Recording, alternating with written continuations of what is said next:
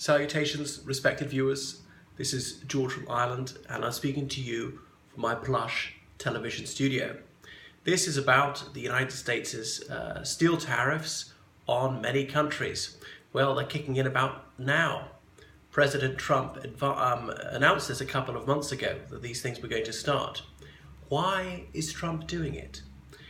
His ostensible ground is national security, because that's the only reason which would give him the legal authority to do so. You may know that commerce and financial matters are usually controlled by Congress, not by the executive. So he has to claim that there is a national security reason to do this. He claims it's imperative. Now, his claim seems preposterous to me. Did the National Security Advisor ask for this? Not that I know of.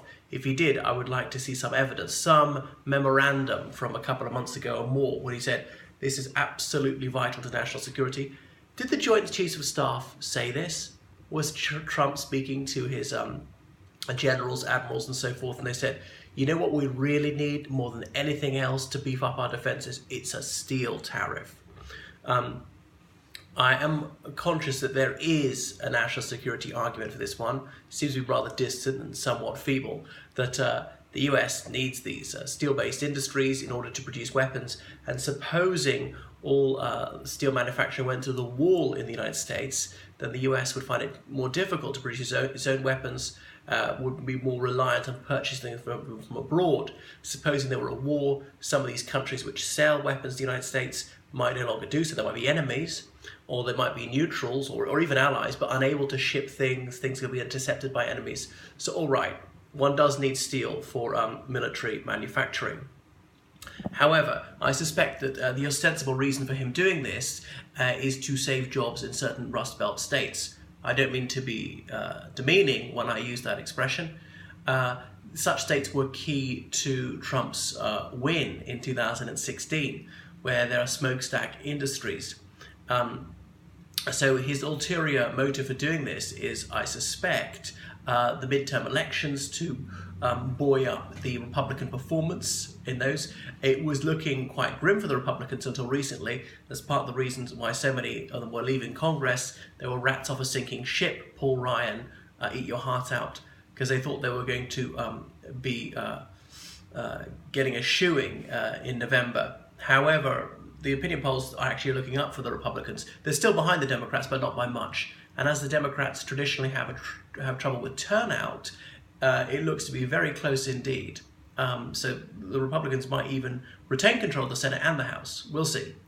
So I suspect this is primarily electoral. That's the reason he's doing it. That's his strategy. And morality aside, as an electoral stratagem, it's not a bad one. It'll play well with certain core constituencies, white proletarians in swing states. It resonates with the whole Make America Great agenda, Make America Great Again agenda, harking back to a time when the United States had a lot of manufacturing before many of these jobs were expatriated to the Far East in particular. And perhaps it plays well with those who are somewhat xenophobic. This is protectionism. He's bringing in these tariffs chiefly for that reason. I don't think this worked in the Great Depression, and people got rid of that. I remember Trump making an exceptionally moronic statement some months ago, even for him. Now that's saying something. That trade wars are easy to win. Would you like to give us some examples of when the United States really did win a trade war? If it did, it would be at a very high cost. It would be a Pyrrhic victory. That's to say that the price of victory was so high that it was scarcely worth it. And when were they won? Is he not? The other countries could win them. China's got an awful lot more manufacturing than the United States does. It's a vital trade partner. So the Chinese in particular can hit back. Moreover, he requires Cathay's cooperation on other crucial issues such as North Korea. If he wants the Chinese to help him on that one, then he mustn't irk them on commerce. So these are trade tariffs or steel tariffs are bad for NATO allies, several European countries, and indeed Canada. There are no exemptions for allies, no matter how close they are to the United States, no matter what they've done for the United States over the decades. So he doesn't distinguish between friend and foe like that. If he really wants to save money for the United States, he could just stop subsidizing a very rich country like Israel, or try and persuade Congress not to spend so much in the military. Create jobs. Well, the government really can create jobs, can hire more people. People work in the civil service and the military and so forth. So there'll be an easy solution which would definitely work. I know there are downsides to employing more people in the government, and it would cost more taxation and so forth.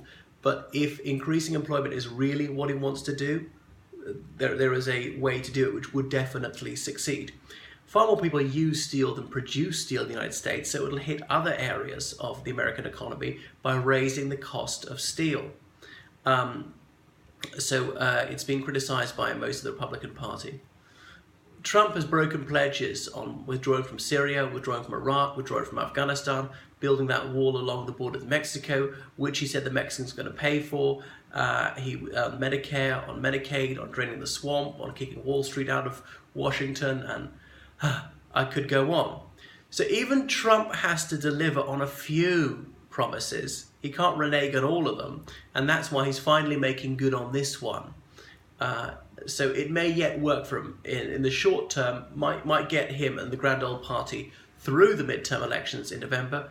Incidentally, I was not insinuating that Trump is not up for re-election. He's not, obviously not this time. It's a 4-year presidential term.